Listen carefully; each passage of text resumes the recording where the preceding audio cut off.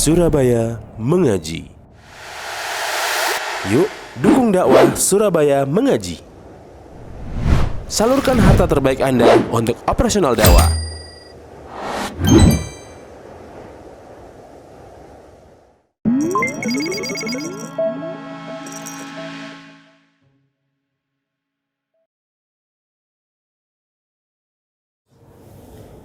Assalamualaikum warahmatullahi wabarakatuh.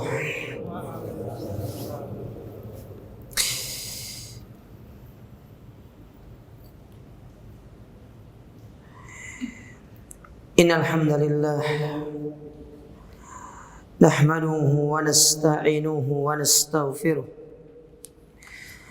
wa na'udzu billahi min shururi anfusina wa sayyiati a'malina. Man yahdihillahu fala mudilla lahu wa man yudlil fala hadiya lahu. Wa asyhadu an la ilaha illallah wahdahu la syarika lahu. Wa asyhadu anna Muhammadan abduhu wa rasuluh. Amma ba'du, kaum muslimin wal muslimat, para jamaah yang semoga senantiasa dirahmati Allah. Pertama-tama marilah kita senantiasa bersyukur kepada Allah Azza wa Jalla. Pada kesempatan yang berbahagia ini, Allah Subhanahu wa ta'ala kembali mempertemukan kita dalam majelis yang mulia ini, melanjutkan kembali kajian kita dari Syarah Arba'in An-Nawawiyah. Dan sekarang kita masuk ke hadis yang ke-24, yaitu hadis dari sahabat Abu Dzar Al-Ghifari radhiyallahu taala anhu.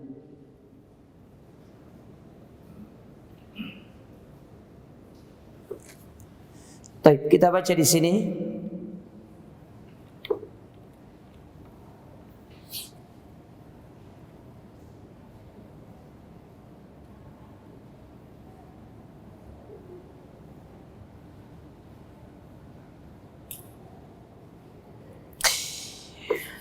Dari Abu Dzar Al-Ghifari radhiyallahu taala anhu, anin Nabi sallallahu alaihi wasallam, dari Nabi sallallahu alaihi wa ala alihi wasallam, fima yarwi an rabbih, sebagaimana diriwayatkan dari Rabbnya.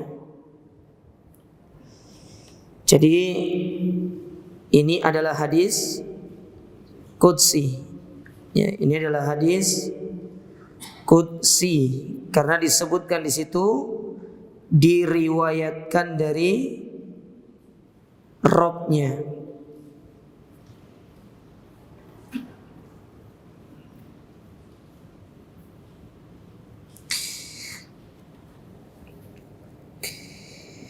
Annahu qala, bahwasanya Allah Subhanahu wa ta'ala berfirman, ya ibadi, wahai hamba-hambaku. Jadi Allah menggunakan bentuk jamak ibad. Ibad itu jamak dari abdun. Abdun itu tunggalnya, jamaknya ibad. Kalau antum belajar bahasa Arab, ibad ini masuk dalam kategori jamak taksir. Ya, ibad. Makanya disebut dengan ibadur rahman, hamba-hamba ar-Rahman, dalam surat Al-Furqan ayat yang ke-63. Wa ibadur rahman alladzina yamshuna 'alal ardi hauna wa idza khatabahumul jahiluna qalu salama. Jadi Allah memanggil dengan kata ibad, wahai hamba-hambaku. Apa kata Allah? Inni haramtu dzulma ala nafsi wa ja'altuhu bainakum muharraman fala tadzalamu. Sesungguhnya aku mengharamkan kezaliman atas diriku dan aku jadikan kezaliman itu haram di antara kalian, maka jangan kalian saling menzalimi. Jangan kalian saling menzalimi.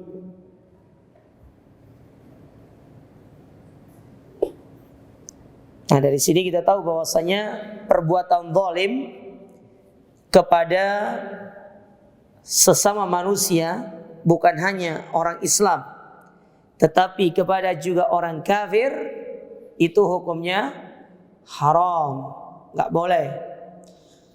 Tanpa ada sebab antum menzalimi orang kafir, hukumnya haram. Apalagi tetangga kita, nggak boleh. Ustaz, tetangga anak kafir, Ustaz, nggak apa-apa tak zalimi. Oh, nggak boleh. Keliru. Justru dengan kita bermuamalah yang baik kepada mereka, bisa jadi itu sebab masuk Islam. Ya. Kita tidak tahu hidayah itu. Kadang disampaikan nasihat nggak bisa. Ada orang itu dia masuk Islam, mendapatkan hidayah karena sebab muamalah, perilaku orang kepada dirinya. Kagum, ta'ajub. Ya. Ini yang pertama. Kemudian, ya ibadi, wahai hamba-hambaku, kullukum dhallun illa man hadaituhu fastahduni ahdikum.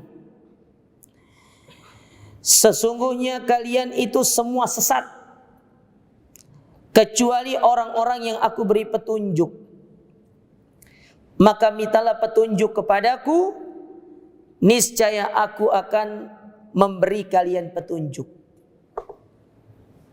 Dan ini semakna dengan apa yang pernah atau sering disebutkan di dalam khutbatul hajah. Wa may yudlil fala hadiyalah. Orang yang telah disesatkan oleh Allah tidak akan ada yang mampu memberikan petunjuk. Karena hidayah itu taufik. Hidayah orang itu menerima kebenaran, itu murni hak Allah Ta'ala. Tapi kita diberikan sebuah kesempatan untuk menyampaikan hidayah itu, yang dikenal dengan istilah hidayatul irsyad. Memberikan bimbingan, memberikan pengarahan supaya mereka berjalan ke jalan yang lurus. Adapun mereka menerima apa yang kita sampaikan, itu butuh kepada hidayah taufik, yang mana Allah membuka hati orang-orang yang kita sampaikan hidayah itu untuk menerima. Maka tugas kita setelah menyampaikan kebaikan, bukan stop di situ, doakan. Doakan saudara kita supaya mereka mendapatkan hidayah. Dan insya Allah mendoakan teman itu gratis, ya, tidak ada ruginya. Karena mendoakan saudara kita itu sama halnya dengan kita mendoakan diri kita sendiri. Soalnya kalau kita mendoakan saudara kita, maka kita akan didoakan oleh para malaikat. Nah, didoakan oleh para malaikat.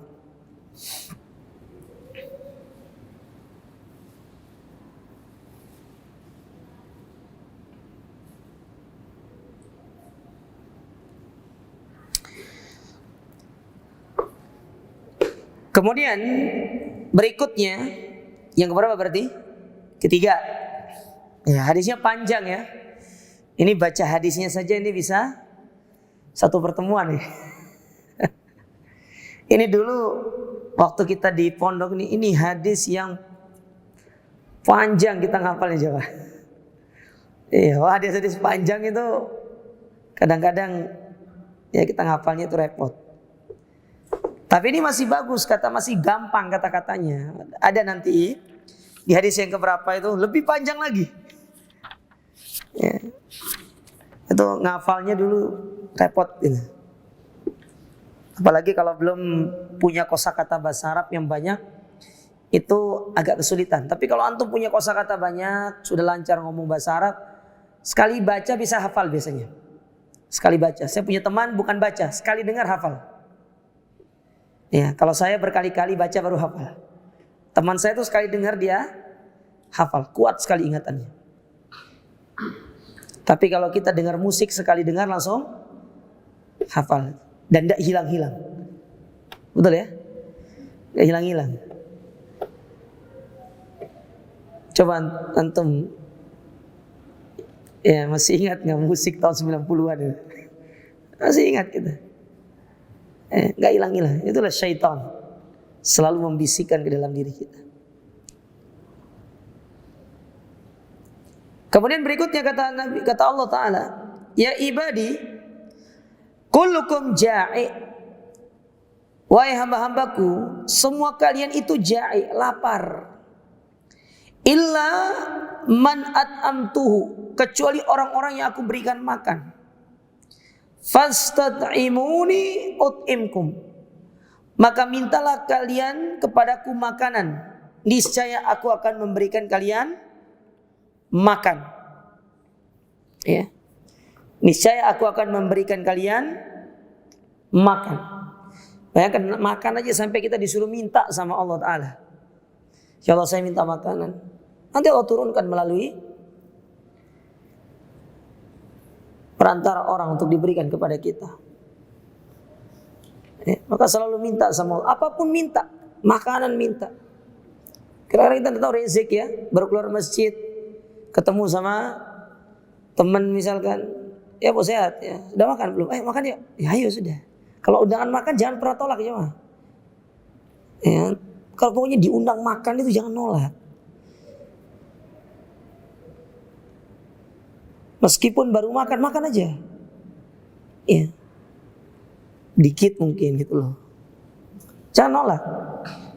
Itu luar biasa sekali. Kecuali kalau lagi puasa, lagi puasa. Tapi tanya dulu, makan apa nih? Nasi mandi. Oh ya sudah, berangkat. Dibatalkan puasa.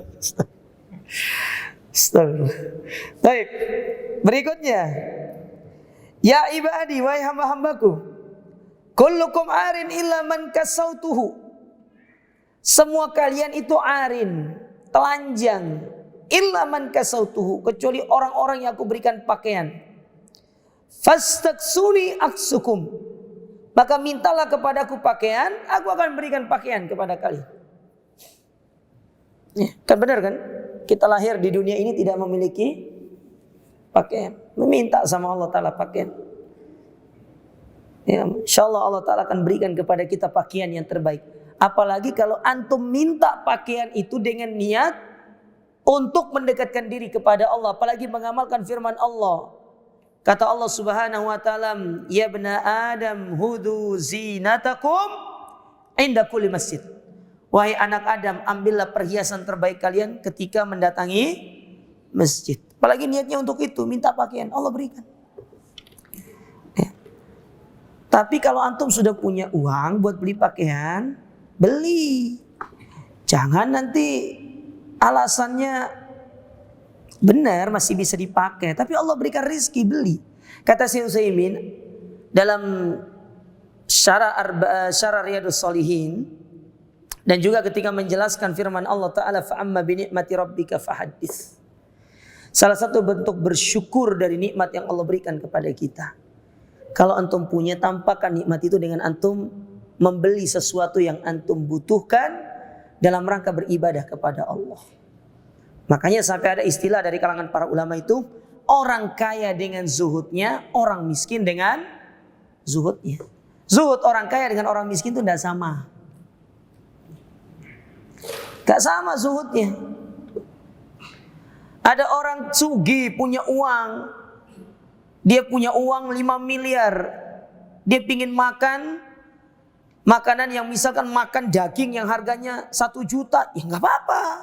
Dia sugih kok, punya uang, dan itu bagian daripada zuhudnya dia, tidak apa-apa. Lah kalau antum punya uang cuma 500.000, makan daging 1 juta, ya ojo jangan. Ini bukan zuhud namanya, mokso namanya gitu. Jadi disesuaikan dengan keadaan kita. Selagi itu kebutuhan antum butuhkan perkara tersebut, silakan. Ya. Ustaz, anak gak biasa pakai pakaian 100.000, gatal-gatal tubuh anak Ustaz. Ya. Mungkin pas antum sugi waktu itu, Tapi kalau misalkan dalam kondisi fakir biasanya 100.000 tuh cocok aja. Apalagi 100.000 dapat 3. Biasanya cocok aja gitu kan.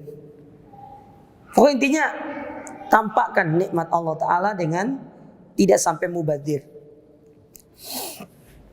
Berikutnya, ya ibadi, wahai hamba-hambaku, innakum tukhti'una bil-laili wan-nahar. Sesungguhnya kalian melakukan kesalahan di malam dan di siang hari. Wa ana aghfirud dzunuba jami'a, dan aku mengampuni seluruh macam dosa, tidak terkecuali. Ustaz, katanya syirik tidak diampuni. Benar, kalau dia tidak bertobat sampai meninggal dunia. Ini yang perlu dipahami. Tapi kalau selagi masih hidup, nyawa masih ada, lalu mengatakan aku bertobat dari perbuatan syirik, itu tobat mencairkan seluruh dosa, termasuk dosa syirik yang pernah kita lakukan. Termasuk ucapan-ucapan yang sering antum ucapkan tuh loh, para jomblo-jomblo ini. Aku tidak bisa hidup tanpamu, itu loh. Syirik gitu. Ya, ngomong sama perempuan yang ditinggal kan, siapa suruh antum tidak lamar? Giliran dia dilamar sama laki-laki lain terus minta ngerengek-rengek, jangan tinggalkan aku tidak bisa hidup tanpamu. Syirik gitu. Ya udah lamar anak orang, ngapain lama-lama? Beraninya cuma lewat HP doang. Ukhti sudah bangun sholat subuh, sudah makan. Kacau. Musuh ngaji, ikut kajian salaf tapi ya nggak berani maju. Antum kurang tawakal sama Allah Ta'ala. Maju sudah, bismillah. Memang sudah yakin gitu loh. Tenang, Allah Ta'ala bantu nanti. Kenapa kurang yakin? Ustaz, gimana kita mau maju? Tempat kita mau maju nih nggak ada, Ustaz. Udah carikan po. Itu repot kalau itu. Itu beda hal kalau itu. Kalau antum sudah punya tempat untuk maju, maju.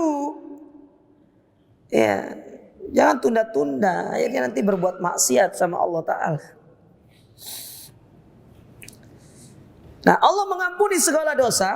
Maka Allah katakan di situ, mintalah ampun kepadaku dari segala dosa itu. Dan aku mengampuni dosa-dosa kalian. Ini seperti dalam firman Allah Ta'ala dalam surat Az-Zumar. Dalam surat Az-Zumar pada ayat yang ke 53 kalau nggak salah. Coba dilihat ya. Ayat yang ke-53 surat Az-Zumar. Ya.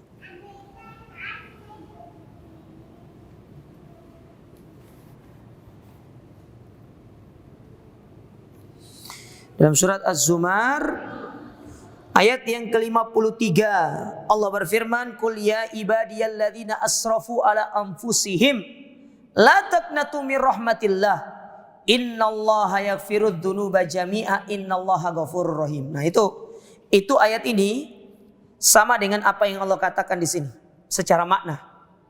Allah mengampuni segala macam dosa apapun. Dosa khawatir jemaah. Jadi tidak ada istilah, Ustadz saya sudah terlanjur kotor, Ustadz saya ini sudah terlanjur basah kuyup. Ya kalau antum basah kuyup tinggal dikeringkan, gitu aja repot. Kalau sudah kita terjatuh dalam dosa, ya udah itu semua sudah terjadi. Tinggal bagaimana berpikir untuk bagaimana kembali. Bukan malah terus nyelam dalam dosa tersebut, tidak mau naik ke permukaan. Kalau kita sudah mengetahui diri kita sudah masuk ke dalam dosa itu dan kita tahu diri kita salah, maka orang baik itu dia naik ke permukaan, dia mengeringkan dirinya. Dia minta sama Allah Ta'ala, dia menangis di hadapan Allah. Bukan prinsip seperti orang-orang kafir yang mereka mengatakan wala tayasu min rohillah. Orang-orang yang berputus asa dari rahmat Allah itu adalah ulaika humul kafir, orang-orang kafir. Orang mukmin dia tidak berputus asa dari rahmat Allah. Dia terus mencoba untuk bagaimana kembali kepada Allah Ta'ala.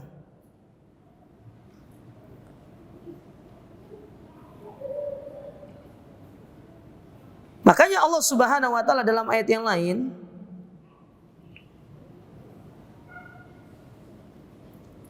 Allah mengatakan dalam surat Ali Imran pada ayat yang ke-135 dan 136. Apa kata Allah? Walladzina idza fa'alu fahishatan aw dhalamu anfusahum dzakarallah atau dzakarullah fastaghfiru lidzunubihim wa may yaghfiru dzunuba illallah. Dan orang-orang yang mereka melakukan perbuatan fahisyah atau menzalimi diri-diri mereka, lalu mereka ingat kepada Allah, mereka berzikir sama Allah, mereka beristighfar kepada Allah, mereka meminta ampun atas segala dosa mereka. Tidak ada yang mengampuni dosa kecuali Allah Ta'ala. Maka apa kata Allah Ta'ala menutup ayat itu? Walam yusirru ala ma fa'alu wa hum ya'lamun. Lalu mereka stop, tidak melanjutkan dosanya, berhenti. Dia bertobat sama Allah, dia kembali kepada Allah Ta'ala. Maka apa yang Allah berikan kepada orang ini? Ulaika jazauhum maghfirah. Bagi mereka itu dapat ampunan. Ini Allah sih ngomong, dapat ampunan. Antum pernah dengar kisah pembunuh 100 nyawa itu? Bunuh 100 nyawa. 99 sih awalnya. Cuma gara-gara si pendeta itu bilang kamu gak bisa tobat. Namanya orang punya darah-darah panas jemaah ya. Ya namanya pembunuh kan ya. Saya sudah membunuh 99 orang. Kira-kira masih bisa tobat? Oh gak bisa. Lah kalau gak bisa ya wes tak genepin 100. Celah dibunuh dia. Tapi kan keinginan orang itu untuk kembali itu kan ada. Dan dari sini satu pelajaran disebutkan oleh para ulama. Ya, sebesar apapun maksiat yang kita lakukan, tidak akan pernah bisa mendatangkan ketenangan dalam diri itu. Pasti akan ada sebuah gejolak dalam diri kita itu. Maka nggak ada ceritanya orang, saya ingin dapatkan ketenangan tapi dengan perkara maksiat.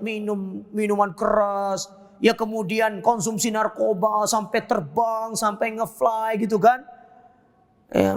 Atau buat apa namanya itu? Buat narkoba lokal, ambil kecubung gitu loh.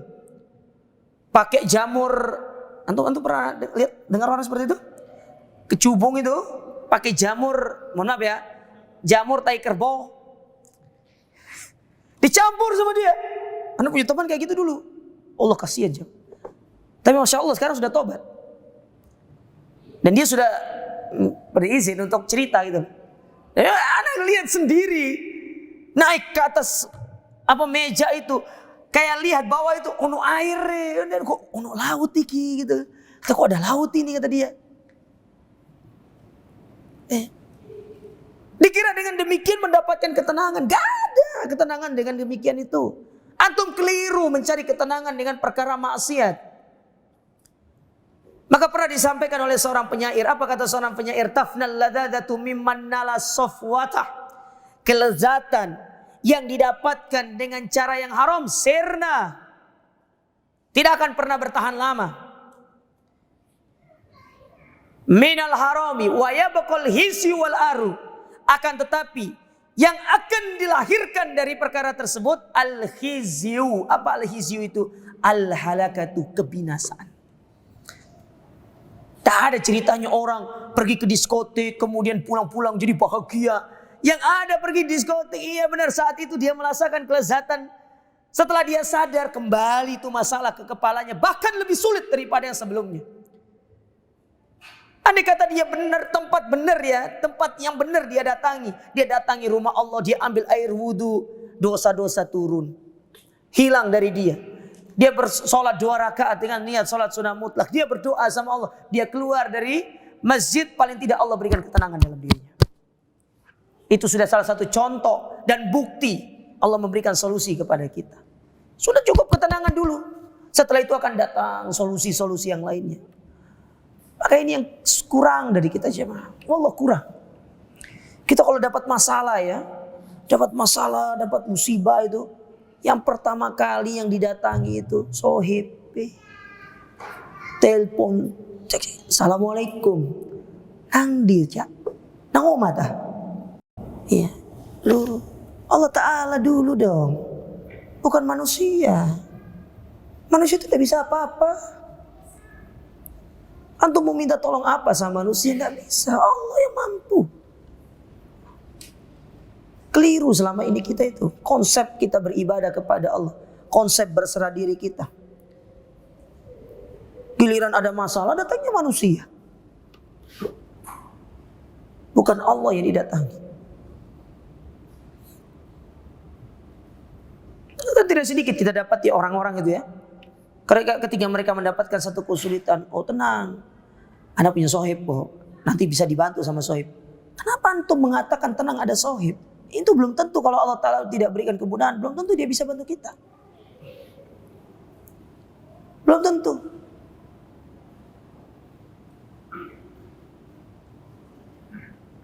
Tapi kita kembali ke sini, ya.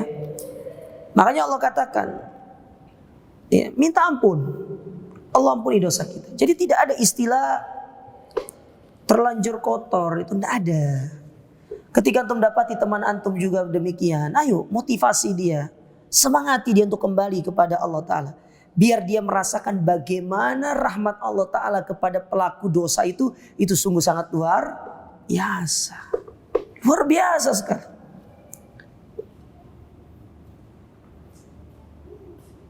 Dan bisa jadi pernah di antara kita ada sampai pada titik itu.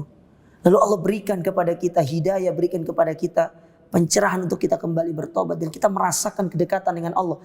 Coba bagaimana sekarang hal yang pernah kita rasakan, kita bagi kepada teman-teman kita yang memiliki problem yang sama.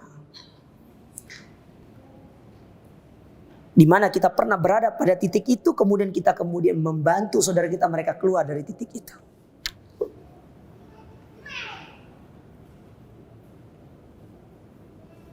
Kemudian, ya ibadi, wahai hamba-hambaku,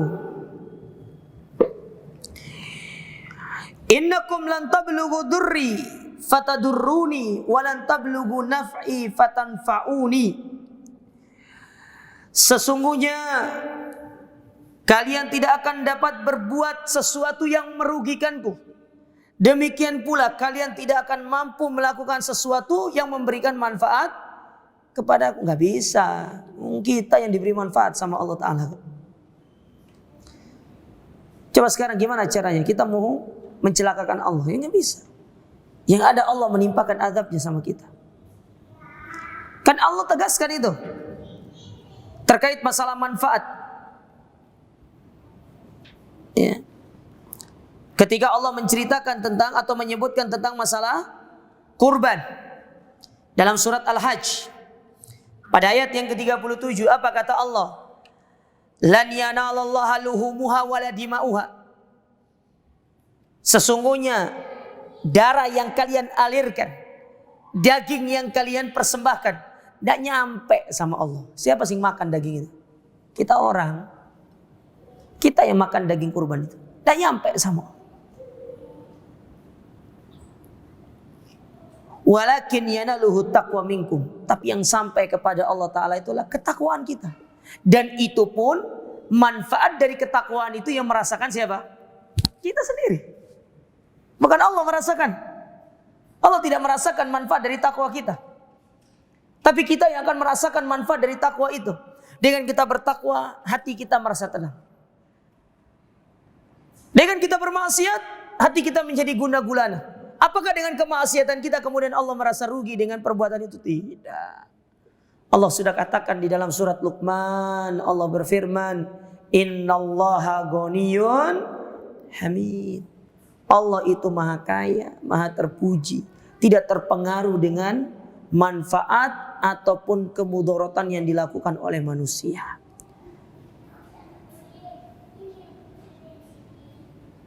Justru Allah yang memberikan manfaat kepada semua makhluk.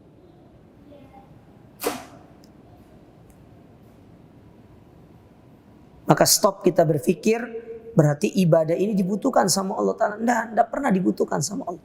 Kita yang butuh sama ibadah itu. Dan yang merasakan manfaat ibadah itu adalah diri kita sendiri. Maka jangan ada pemikiran dalam diri kita Allah butuh kepada ibadah kita. Jangan pernah kita berpikir demikian. Keliru. Kalau kita berpikir bahwasanya Allah Ta'ala butuh kepada ibadah-ibadah yang kita lakukan. Keliru kita. Ya, keliru kita selama ini jemaah.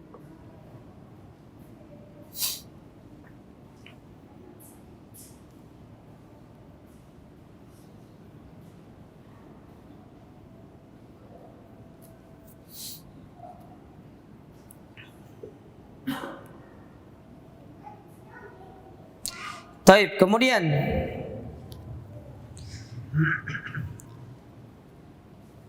Allah melanjutkan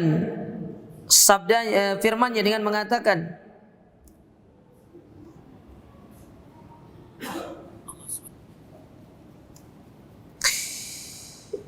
Ya ibadi, wahai hamba-hambaku, lau anna awwalakum wa akhirakum wa insakum wa jinnakum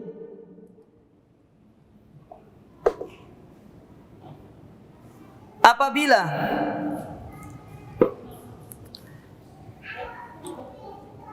atau seandainya manusia yang pertama sampai yang terakhir ditambah dengan jinnya, kanu ala atqa qalbi rajulin wahidin minkum, mereka semua ini berada di atas satu hati, semuanya bertakwa sama Allah Ta'ala. Jadi tidak hanya jinnya yang manusia yang bertakwa, jinnya bertakwa sama Allah. Jadi tidak ada yang maksiat. Mazada dzalika fi mulki syai'a. Maka ketakwaan yang dilakukan oleh seluruh manusia ditambah dengan jinnya itu tidak akan menambah sedikit pun dari kerajaanku, kata Allah Ta'ala. Artinya ketakwaan kita itu tidak berpengaruh apa-apa dengan kerajaan yang Allah miliki. Maka sebaliknya Allah balik lagi, ya ibadi lau anna awalakum wa akhirakum wa insakum wa jinnakum kanu ala afjari qalbi rajulin wahidin minkum. Sebaliknya kalau seluruh manusia ini dari awal sampai akhir ditambah dengan jinnya, mereka adalah makhluk yang semuanya bermaksiat kepada Allah. Kalau tadi bertakwa, kalau sekarang bermaksiat. Tidak ada yang taat sama Allah, semuanya maksiat. Maka Allah tegaskan lagi, ma naqasa dzalika min mulki syai'a. Itu pun tidak akan mengurangi sedikit pun dari kerajaanku. Sehingga dari dua ucapan ini kita bisa mengambil pelajaran bahwasanya ketakwaan, kemaksiatan itu tidak akan berpengaruh kepada kerajaan Allah Ta'ala. Ketakwaan kita tidak menjadikan kerajaan Allah semakin besar, kemudian kemaksiatan kita tidak menjadikan kerajaan Allah pun berkurang. Maka jangan beranggapan seperti itu.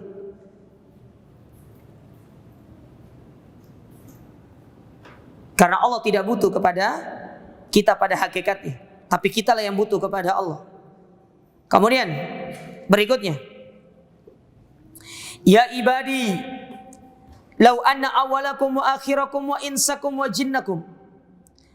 Kalau sekiranya seluruh manusia dari awal sampai akhir ditambah dengan jinnya, qamu fi sa'idin wahidin, mereka berada di dalam satu tempat secara bersamaan. Bukan satu-satu tetapi secara bersamaan. Kita kumpul semua nih, semua manusia kumpul bersama jin di dalam sebuah tempat, kita kumpul di situ semuanya.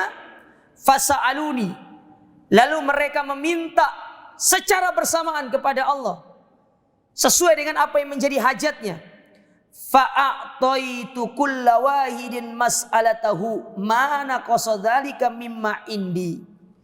Maka pada hakikatnya hal itu tidak akan mengurangi sedikit pun dari apa yang aku miliki, dan aku akan berikan kepada mereka sesuai dengan apa yang menjadi permintaannya. Lalu kemudian Allah Ta'ala memberikan contoh, memberikan sebuah perumpamaan. Andai kata Allah memberikan semua kepada makhluk ini apa yang mereka minta, satu-satu mereka dikasih sama Allah. Sudah semua nih, seluruh manusia dikasih semua, seluruh jin dikasih semua.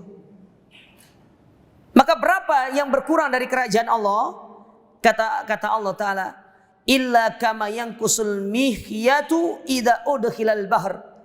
Melainkan itu seperti satu jarum dicelupkan ke lautan kemudian diangkat, yang menempel di jarum itu, itulah yang berkurang dari kerajaan Allah. Sedangkan lautan itu yang tersisa. Bayangkan kekayaan Allah Ta'ala jauh. Ternyata yang berkurang itu hanya sebatas yang menempel di jarum. Kalau yang diberikan kepada kita sekarang ini diibaratkan seperti yang menempel di jarum, terus dibagikan kepada seluruh manusia. Nah, berarti berapa persentasenya kita dapatkan dari kekayaan yang kita miliki sekarang ini? Berarti nggak ada apa-apanya. Tapi subhanallah, manusia itu ya, giliran punya harta sedikit aja, sombong dia. Ya, sudah merasa dirinya itu paling angkuh. Makanya pernah dikatakan oleh Nabi SAW kepada Abu Dzar. Jadi Nabi pernah bertanya kepada Abu Dzar, sebagaimana dikisahkan di dalam hadis yang diriwayatkan Ibnu Hibban dan disahihkan oleh Syekh Al-Albani rahimahullah. Kata Nabi kepada Abu Dzar, "Ya Abu Dzar, atara kasratal mal hiyal gina?" Apakah engkau menganggap dan mengira orang yang banyak harta itulah kekayaan yang sesungguhnya? Azan dulu wis, biar enak ceritanya.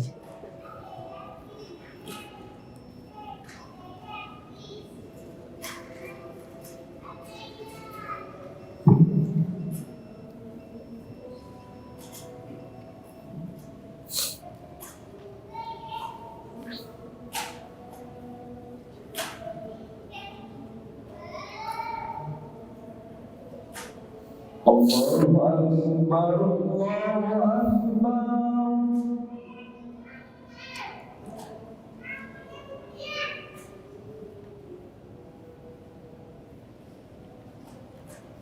Allahu Akbar.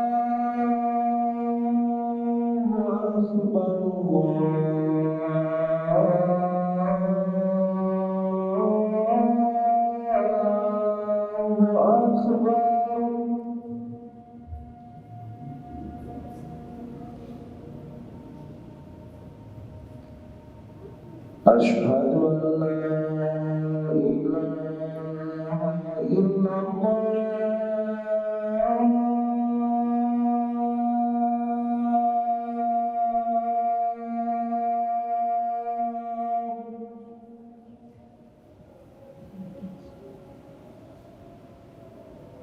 Asyhadu an la ilaha illallah.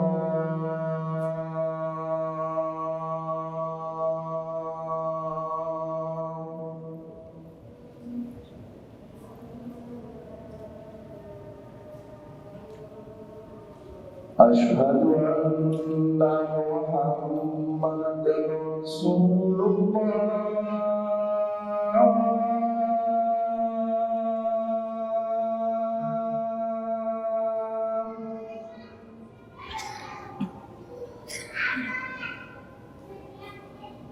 Asyhadu anna Muhammadar Rasulullah.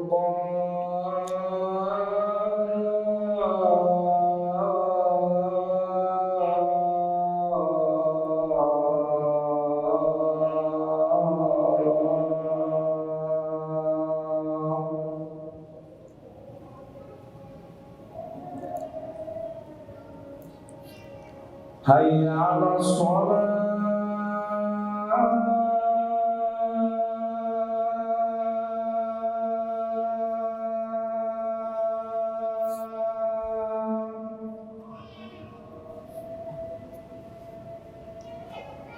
Hayya 'alas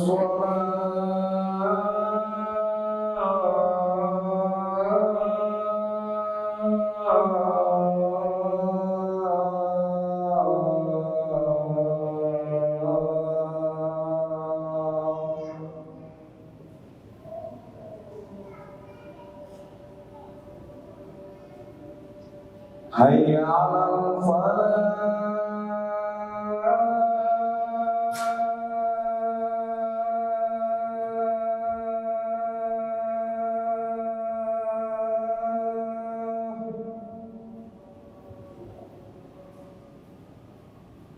Hayya 'alal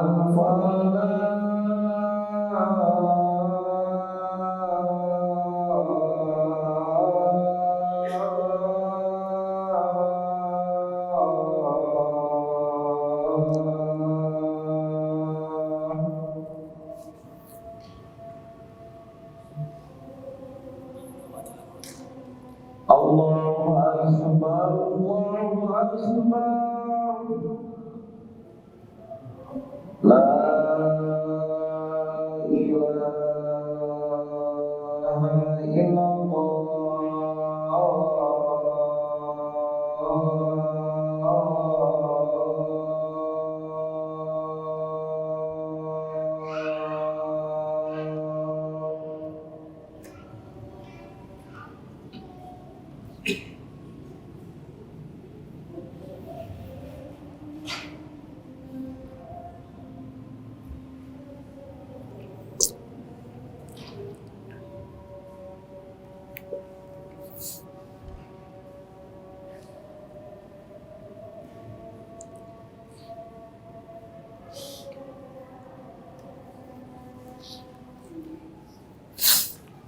Baik. Kita lanjutkan apa yang disampaikan oleh Nabi SAW tadi kepada Abu Dzar. Kata Nabi SAW kepada Abu Dzar, "Ya Abu Dzar, atara kasratal mali hiyal gina atau huwal gina?" Apakah engkau beranggapan bahwasanya memiliki banyak harta itulah kekayaan? Kata Abu Dzar, iya.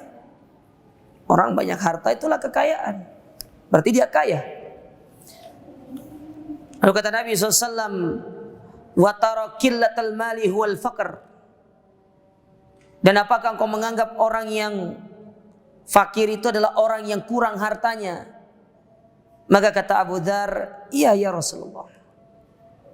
Maka Nabi SAW mengatakan kepada Abu Dzar, "Innamal gina ginal qalb, wal faqru faqrul qalb."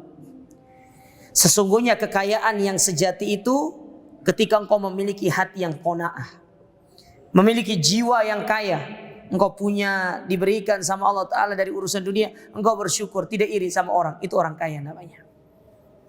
Sedangkan orang fakir adalah hatinya yang senantiasa merasa kurang. Padahal Allah sudah berikan banyak sama dia nih, tapi nggak pernah merasa cukup. Lihat orang dengan pandangan hasad. Dia sudah berikan nih, diberikan sama Allah Ta'ala kepadanya banyak harta. Rumah bagus, kendaraan, Masya Allah. Tapi dalam pandangan dia semua itu kurang, tidak memiliki yang namanya kekayaan hati. Akhirnya apa yang terjadi? Dia sibukkan kemudian dirinya untuk sebatas mengejar dunia, lupa ibadah sama Allah. Ini orang fakir namanya. Jadi dia itu hanya menikmati lelahnya, tidak menikmati harta itu. Saking dia fakir, tidak mau berbagi. Jangankan itu kepada orang lain, kepada istri dan anak-anaknya pelit, medit. Wallah, orang seperti ini hidupnya tidak nyaman. Tidak nyaman. Maka saya katakan ini berdasarkan nas-nas yang datang, yang begitu banyak. Antum kalau pingin kaya, jangan pelit-pelit sama keluarga. Jangan pelit sama keluarga itu. Dan selalu bersyukur dengan apa yang kita miliki. Selagi itu keluarga, istri, anak membutuhkan kebutuhan-kebutuhan mereka, berikan. Berikan. Jangan pernah pelit. Karena di balik kita memberikan itu, Allah akan mengembalikan kepada kita dengan perkara yang lebih baik. Ya. Nah, jadi tidak berkurang sedikit pun dari kekayaan Allah, saking kayanya Allah Ta'ala itu. Kemudian yang terakhir, apa kata Nabi, kata Allah Ta'ala dalam hadis ini? Ya ibadi, wahai hamba-hambaku, innama hiya a'malukum ukhsiha lakum thumma uwaffikum iyaha faman wajada khairan falyahmadillah wa man wajada ghairi dzalika fala yalumanna illa nafsah. Maka kata Allah Subhanahu wa taala, sesungguhnya semua itu hanyalah amalan-amalan kalian, dan aku akan menghitungnya, kemudian aku akan memberikan balasan kepadanya. Maka barang siapa yang dia mendapatkan kebaikan dari amalan yang dia kerjakan, maka hendaklah dia memuji Allah. Dia bertahmid kepada Allah. Dan kalaupun dia mendapatkan selain itu, maka jangan dia menyalahkan orang lain kecuali dia hanya menyalahkan dirinya sendiri. Hadis ini hadis yang sahih, diriwayatkan oleh Imam Muslim di dalam kitab sahihnya. Disebutkan di sini, diriwayatkan di dalam kitab Al-Bir was-Sila wal Adab, bab tahrimid dzulmi, bab yang berkaitan dengan haramnya kezaliman, pada nomor yang ke-2577. Wallahu a'lam bishawab. Ya, ini baru hadis doang kita baca ya, saking panjangnya. Insyaallah kita lanjutkan pada pertemuan berikutnya. Sepertinya hadis ini kita tidak akan baca semua syarahnya. Ya, nanti kita akan pilih-pilih syarah-syarah yang mana yang perlu untuk sekiranya kita pertegas, ya. Dan setelah itu baru kita masuk ke pelajaran yang bisa diambil dari hadis ini, karena hadis ini juga pelajarannya banyak. Ya, ini disebutkan oleh Syekh Utsaimin di sini hampir 30 kurang 2, 28 pelajaran yang berkaitan dengan hadis ini. Saking hadis ini memiliki bobot yang luar biasa untuk kita pahami. Semoga Allah Ta'ala memberikan keistiqomahan kepada kita, dan kita upayakan hadis ini selesai sebelum kita ketemu sama Ramadan. Kapan puasa jemaah? Hah? Antum jangan bingung. Kapan kita puasa? Ramadan. Ya, kenapa antum bingung?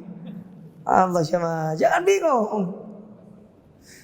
Kecuali kalau saya tanya, kalau bulan Masehinya kapan? Kalau tanya kapan Ramadan, ya Ramadan kita puasa. Antum jangan bingung jemaah. Iya, ada senyum-senyum kayak pernah dengar pertanyaan saya. Kenapa antum bingung? Kalau ditanya kapan Ramadan, kapan puasa? Ya Ramadan. Kapan Idul Fitri? 1 Syawal. Ya. Jangan pernah kita bingung. Kita itu punya kalender sendiri. Antum tahu di antara peradaban Islam yang mulai ditinggalkan? Yang pertama 1 kalender. Kita tuh punya kalender sendiri. Kalender Hijriyah berdasarkan putaran bulan. Ya, kalau Masehi kan berdasarkan putaran matahari, dan nama-nama bulan yang ada di bulan Masehi itu diambil dari nama dewa-dewanya orang Yunani kuno, kayak Januari dari Janus. Tahu dewa Janus itu? Ini kan belum ya? Dikit cerita lah. Tahu dewa Janus itu? Dewa Janus itu punya 2 muka, muka depan, muka belakang. Kenapa Janus itu digambarkan dengan 2 muka? Itu menunjukkan masa depan dan masa yang berlalu. Makanya dia punya 2 muka. Ya, ini imajinasi mereka saja. Sebenarnya nggak ada dewa itu tuh. Cuma imajinasi mereka. Ya, imajinasi mereka. Dan itu berawal dari sebuah gunung yang bernama Gunung Olympus yang ada di Yunani sana. Yang di situ hiduplah para dewa. Di antara dewanya bernama Zeus. Antum kalau belajar filsafat, antum akan temukan itu. Bahwasanya asal mula filsafat itu berawal dari situ. Ya, Olympus, kemudian namanya Zeus. Zeus ini tertarik sama wanita, sama manusia. Akhirnya dia bagaimana caranya kemudian dia menggauli si wanita tersebut, dan lahirlah anak yang bernama Hercules. Kisah-kisah itulah. Ya. Nah, filsafat itu sebenarnya banyak. Filsafat Romawi, filsafat Yunani, filsafat Mesir, filsafat Cina. Cuma yang banyak pengaruhnya kemudian masuk ke dalam agama kita, yang besar pengaruhnya itu adalah filsafat Yunani. Dengan para pembesar-pembesarnya Sokrates, Aristoteles, kemudian Pitagoras, beda orang itu. Ada Pitagoras, ada Pritagoras. Anak kalau cerita ini ribet ya Maya. Sudahlah nggak usah. Intinya Januari itu adalah dewa yang punya dua muka, depannya sama ada belakangnya. Nah makanya orang Yunani dulu kalau sudah malam pergantian tahun, mereka itu bukan dengan merayakan begitu, tetapi menyembah dewa itu. Lalu diadopsilah oleh orang-orang belakangan, bukan dengan menyembah, tetapi dengan melakukan perayaan. Yang lebih ajibnya, wong Islam iki melu. Akhirnya jadi malu. Ikut orang Islam. Padahal kita punya kalender sendiri, kalender Hijriyah. Ya, kalender Hijriyah. Terus di antara peradaban yang mulai ditinggalkan itu, yaitu menghafal nasab. Saya mau tanya sama antum. Antum hafal nggak kakek antum yang kelima? Nggak hafal kan? Ya, jarang di antara kita hafal. Makanya pas lebaran itu sebenarnya waktu yang tepat untuk tanya. Mbah, Mbah kan punya anak nih, bapak saya. Nah, Mbah punya bapak nggak? Tanya namanya. Terus punya kakek nggak? Ya. Punya mbah lagi nggak? Kan? Punya lagi nggak? Nanya. Biar tahu. Siapa tahu istri antum selama ini keluarga antum. Nggak ngerti kita. Ternyata keluarga antum dari kakek yang ke-25 misalkan. Nggak ngerti. Karena ada yang seperti itu. Saya punya tetangga itu. Punya tetangga. Ternyata selama ini dia bertetangga sama tetangganya, itu keluarganya. Ya, baru tahu ketika ketemu keluarga besar, kumpul, loh, kamu anaknya siapa? Saya anak ini. Loh, saya anak ini. Loh, ketemu kita berarti. Saya nggak ngerti selama ini. Makanya perlu adanya kita mempelajari nasab itu. Ya. Makanya Nabi SAW mengatakan ta'allamu ansabakum. Belajarlah tentang nasab-nasab kalian. Biar nanti kalau kita sudah pergi, anak-anak kita tahu kemana mereka akan menyambung tali silaturahimnya. Ya. Mengajarkan. Ya. Saya pun demikian lagi belajar ini. Karena banyak ketika saya ketemu sama orang itu dia bilang, saya itu pamanmu. Paman dari mana ini? Saya tanya ini, oh iya. Ketemu lagi, saya ini ommu loh. Dari mana lagi kita bilang? Karena kita tidak pernah belajar nasab. Maka belajar tentang nasab biar kita tahu siapa silsilah keluarga kita. Orang Arab itu dia bangga sama nasabnya. Dia itu kalau ditanya nasabnya, kamu bin siapa? Ana bin fulan, bin fulan, bin fulan, bin fulan, bin fulan, bin fulan. Min kabilah fulan. Bangga mereka. Iya. Senang yang begitu. Ya. Memang harus seperti itu. Karena nasab itu perkara yang sangat diperhatikan dalam agama. Makanya di antara syarat wanita yang harus dinikahi itu, yang paling baik nasabnya. Harus jelas nasabnya. Berarti laki-laki gak usah jelas nasabnya. Ya harus jelas juga jemaah. Ya. Jelas juga. Tapi itulah Islam. Nah ini peradaban-peradaban Islam yang mulai dilupakan. Kalender, nasab. Ya, yang ketiga, mau tahu apa?